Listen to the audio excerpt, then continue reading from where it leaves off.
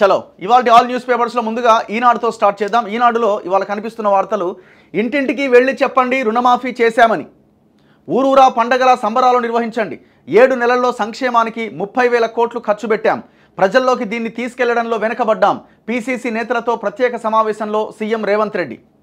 So బేసిక్గా వీళ్ళు ఒక 399 హామీలు ఇచ్చిర్రు.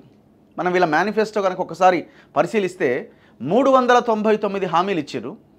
ఈ 399 హామీల్లో 5 కోట్లు, 10 కోట్లు, 15 కోట్లు అసలు డబ్బులే అక్కర్లేని హామీలు దగ్గర 140 హామీలు ఉన్నాయి. 140 ఆ పైన ఉన్నాయి. వీళ్ళు ఫస్ట్ అవి ఫుల్ఫిల్ చేస్తే బాగుంటుండే. బెల్ట్ షాపులు రద్దు, నో అక్కర్లేదు, చేసేస్తే అయిపోయేది కదా. పిహెచ్డి వాళ్ళకి స్కాలర్షిప్లు, ఇట్లా కొన్ని ఉన్నాయి చాలా చిన్నవి. అండ్ వీళ్ళు మేజర్గా అమలు చేయాల్సి, ఇప్పుడు రుణమాఫీ చాలా మేజర్, ఇది దగ్గర 30,000 కోట్ల రూపాయలకు సంబంధించిన వ్యవహారం. దాన్ని ఇప్పుడు అమలు చేస్తున్నారు. వీళ్ళు ఒక రకంగా చెప్పాలంటే కొంత ఆయన అన్న దాంట్లో ఒక అర్థం ఉన్నది, చెప్పింది చేసింది చెప్పుకోవడానికి కూడా ఫెయిల్ అవుతున్నారు. ఎందుకంటే ఇది మొత్తం అంతా గ్రూపులే కదా, గ్రూపులు, కొట్లాటలు, తన్నులాట, నేనెక్త బాగుంటుండే. ఈ రకమైన వ్యవహారంలో ఆయనకి పెద్దగా సపోర్ట్ దొరుకుతుందంటే నాకు అనిపిస్తలేదు రేవంత్ రెడ్డికి. మిగతా సహచార మంత్రివర్గం నుంచి కానీ మిగతా వాళ్ళ దగ్గర నుంచి కానీ పూర్తి స్థాయి సహకారం దక్కుతుందని అర్థమవుతుంది. ఇప్పుడు ఆయన ఎవరైనా విమర్శిస్తే అపోజిషన్ పార్టీ లీడర్లు ఎవరు వచ్చి మాట్లాడుతున్నారండి? అడ్రస్సే చేస్తలేరు పెద్దగా. 1,00,000 వరకు ఉన్న రుణమాఫీ సొమ్ము 7,000 కోట్లు గురువారం సాయంత్రం 4 గంటలకు నేరుగా రైతు రుణ ఖాతాల్లో జమవుతాయని, ఈ విషయాన్ని ప్రతి ఓటర్కు కాంగ్రెస్ నేతలు సగర్వంగా చెప్పాలని రేవంత్ రెడ్డి సూచించారు.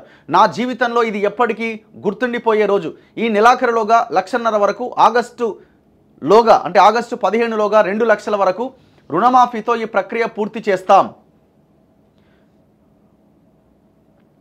ఈ విషయాన్ని పోలింగ్ బూత్ స్థాయి వరకు ఇంటింటికి వెళ్ళి ప్రతి ఒక్కరికి వివరించండి, ఎక్కడికక్కడ పండుగ వాతావరణంలో సంబరాలు జరపండి అని ఆయన నిర్దేశించారు.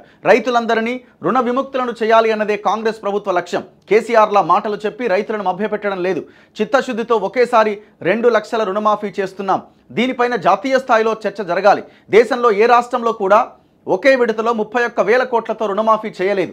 రాహుల్ గాంధీ ఇచ్చిన గ్యారంటీ హామీని అమలు చేశామని పార్లమెంట్లో ఎంపీలు ప్రస్తావించాలి. దేశానికి తెలంగాణ ఆదర్శంగా నిలవాలి. వ్యవసాయ విధానంలో తెలంగాణ నమూనాను దేశం అనుసరించేలా ఉండాలి అని ముఖ్యమంత్రి చెప్పారు. గోరంత చేసి కొండంత ప్రచారం చేసుకుంటున్న మోదీ చేసిన పనులు చెప్పుకోవడంలో, ప్రజల్లోకి విస్తృతంగా తీసుకెళ్లడంలో వెనుకబడి ఉన్నామని కాంగ్రెస్ నేతలతో రేవంత్ రెడ్డి అన్నారు. కేంద్రంలోని మోదీ సర్కార్ గోరంత చేస్తే కొండంత ప్రచారం చేసుకుంటోంది. రాష్ట్ర ప్రభుత్వం కేవలం 7 నెలల స్వల్ప కాలంలో సంక్షేమ, అభివృద్ధి, ఇతర కార్యక్రమాలను 30,000 కోట్లు ఖర్చు చేసిన ప్రజల్లోకి తీసుకెళ్లడంలో విఫలమయ్యాం. ఇందులో పార్టీ వైఫల్యంతో పాటు ప్రభుత్వ వైఫల్యం కూడా ఉన్నది. బుధవారం ప్రజాభవన్లో పీసీసీ నేతలతో సీఎం ప్రత్యేకంగా సమావేశం ఏర్పాటు చేశారు. ఉప ముఖ్యమంత్రి భట్టి విక్రమార్క, మంత్రులు పొంగులేటి శ్రీనివాసరెడ్డి, పొన్నం ప్రభాకర్ వీళ్ళంతా పాల్గొన్నారు. 31,000 కోట్లతో రుణమాఫీ అమలు చేస్తున్నామన్న విషయాన్ని విస్తృతంగా ప్రచారం కల్పించాలని, ఈ 3 రోజులు రాష్ట్రమంతటా పండగ వాతావరణం కల్పించాలని, అంతటా దీనిపైనే చర్చ జరగాలని పార్టీ శ్రేణులకు స్పష్టం చేశారు. రైతు వేదికలు, మండల కేంద్రాలు, గ్రామాల్లో బాణాసంచా కాల్చాలని, బైక్ ర్యాలీలు, ప్రదర్శనలు నిర్వహించాలని నిర్దేశించారు. ఎమ్మెల్యేలు, ఇటీవలి అసెంబ్లీ, ఎంపీ ఎన్నికల్లో పోటీ చేసిన అభ్యర్థులు మండల కేంద్రాల్లో బైక్ ర్యాలీలు నిర్వహించాలన్నారు. దీని వెనకాల ఖచ్చితంగా పొలిటికల్ ఎజెండా ఉంటుంది. ప్రతి పార్టీ, ప్రతి ప్రభుత్వము వాళ్ళ పార్టీ మళ్ళీ రాబోయే ఎలక్షన్స్లో అధికారంలోకి రావడానికి, మళ్ళీ ఎక్కువ సీట్లు సాధించడానికి ఈ ప్రయత్నం. లోకల్ బాడీ ఎలక్షన్స్ రాబోతున్నాయి, మండల స్థాయి, గ్రామ స్థాయి, ఇట్లా వీళ్ళు చూడండి రైతు రుణమాఫీ కంప్లీట్ చేస్తారు, రైతు బంధు ఇవ్వడం స్టార్ట్ చేస్తారు, ఎలక్షన్లకు వెళ్తారు. ఆ లోపు బీసీ రిజర్వేషన్లు ఎంతో కొంత 2-3% అటు ఇటు తిప్పుతారు, ఎలక్షన్లకు వెళ్ళిపోతారు. సో ఈ ఎజెండాతో వీళ్ళు పనిచేస్తున్నట్టు చాలా క్లియర్గా కనబడతా ఉన్నది. రూపాయి పోగు చేసి రుణమాఫీ అమలు చేసేందుకు నిద్రలేని రాత్రులు గడిపాం, రూపాయి పోగు చేసి ఇస్తున్నాం అని ఉప ముఖ్యమంత్రి భట్టి విక్రమార్క అన్నారు. రేషన్ కార్డులు లేని సుమారు 6 లక్షల మంది సహా అన్ని రైతు కుటుంబాలకు రుణమాఫీ చేస్తాం. ప్రతి ఓటరు దగ్గరికి వెళ్లి తలెత్తుకొని ప్రచారం చేయాలని నేతలకు సూచించారు. గతంలో మిగులు బడ్జెట్తో అధికారంలోకి వచ్చిన కేసీఆర్ సర్కార్ 1,00,000 రుణమాఫీని 4 దఫాలుగా పూర్తి చేసింది. 7 లక్షల కోట్ల అప్పులతో అధికారం చేపట్టిన కాంగ్రెస్ 2 లక్షల వరకు రుణమాఫీని నెలల వ్యవధిలోనే అమలు చేస్తోంది. హామీలు అమలు చేస్తున్నా క్షేత్రస్థాయిలో అనుకున్నంత ప్రచారం జరగట్లే. పలువురు గైర్హాజరయ్యారట. కీలకమైన పీసీసీ సమావేశానికి పలువురు ఎమ్మెల్యేలు, పీసీసీ ఆఫీస్ బేరర్లు హాజరు కాకపోవడం పైన రేవంత్ రెడ్డి ఆగ్రహం వ్యక్తం చేశారు. సమావేశానికి 77 మంది శాసనసభ్యులు మాత్రమే హాజరయ్యారు. సమావేశానికి రాని ఎమ్మెల్యేలు, పీసీసీ ఆఫీస్ బేరర్ల జాబితాను గురువారంలోగా తనకివ్వాలని పీసీసీ సీనియర్ ఉపాధ్యక్షుడు టి కుమార్ రావుకు సూచించారు. సమావేశం అనంతరం ప్రభుత్వ whip Beerla Ilaiah, Bhuvanagiri MP Chamala Kiran Kumar Reddy, PCC ప్రధాన కార్యదర్శి చరణ్ కౌశిక్ యాదవ్, అధికార ప్రతినిధి లోకేష్ యాదవ్, గౌరీ సతీష్ తదితరులు ప్రజాభవన్ ఆవరణలో సీఎం ఉప ముఖ్యమంత్రుల ఫోటోల ఫ్లెక్సీకి క్షీరాభిషేకం, పాలాభిషేకం చేసిరట. మరి ఎమ్మెల్యేలు ఎందుకు గైర్హాజరయ్యారు? మీ మాట ఇంటలేరా, లేకపోతే వాళ్ళు ఏమన్నా సపరేట్ ఏమన్నా గూడు పుటాన్ని నడిపిస్తున్నారా? రాని ఎమ్మెల్యేలు ఎందుకు? సరే కొంతమంది పనులు ఉన్నాయి, ఇంకోటి ఉండొచ్చేమో, కానీ మరి మొత్తం 57 మంది ఎమ్మెల్యేలు వచ్చి మిగతా వాళ్ళు రాలేదంటే, మళ్ళీ అందులో ఆఫీస్ బేరర్లు కూడా రాలేదంటే ఏం పని వాళ్ళకి? ఇంతకంటే కీలకమైన పని ఏంది? అంటే మీ మాట ఎక్కడో వాళ్ళకి చెవికి ఎక్కతలేదని అర్థమవుతున్నది. అంటే మీరు ఇంకా గవర్నమెంట్ మీద పట్టు సాధించలేకపోతున్నారా?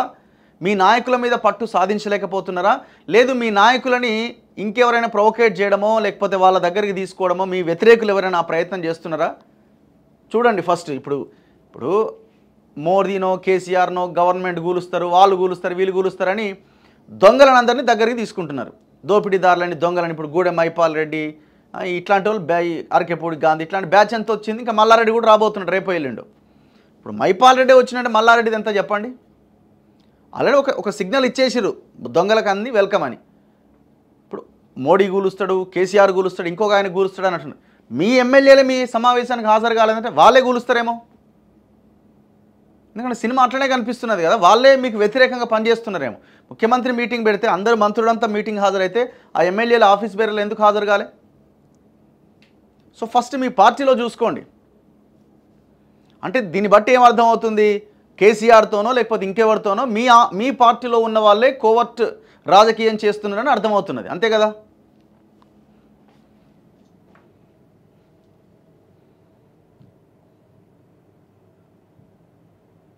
చలో నెక్స్ట్ ఇది ఈ సంబరాలు వీటికి సంబంధించి వరంగల్ డిక్లరేషన్ ద్వారా రైతులకు 2 లక్షల రుణమాఫీ చేస్తామని రాహుల్ గాంధీ మాట ఇచ్చారు.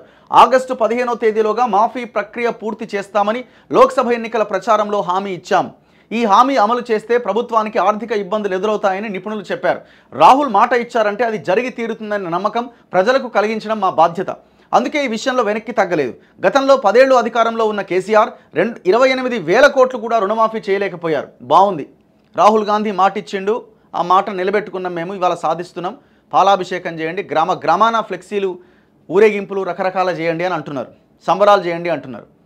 కామారెడ్డి డిక్లరేషన్లో బీసీలకి 23% నుంచి 42% రిజర్వేషన్ చేస్తామన్నారు. కులగణన 6 నెలల్లోపు చేస్తామని చెప్పారు. అధికారంలోకి వచ్చిన 6 నెలల్లోపు 8 నెలలు అయిపోతున్నది, కులగణన ప్రక్రియ స్టార్ట్ కాలే.